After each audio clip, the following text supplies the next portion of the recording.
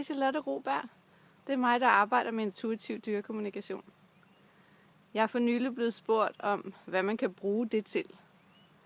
Og derfor så har jeg besluttet mig for at lave nogle små videoblogs, hvor jeg giver nogle eksempler på, hvad det er, jeg møder i min forretning.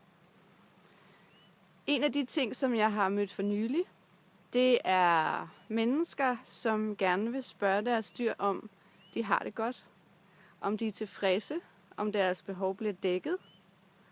Og så er det jo rigtig fint, at jeg kan assistere i at spørge dyrene om det og få nogle svar. De spørgsmål, som folk vil spørge om, det er generelt, har du det godt? Er du glad for din mad? Får du motion nok? Kan du lide de ting, vi laver sammen? Føler du dig alene? Ønsker du dig en makker? Altså det kan være for eksempel en anden hund, en anden kanin, en anden hest. Og har du det generelt godt?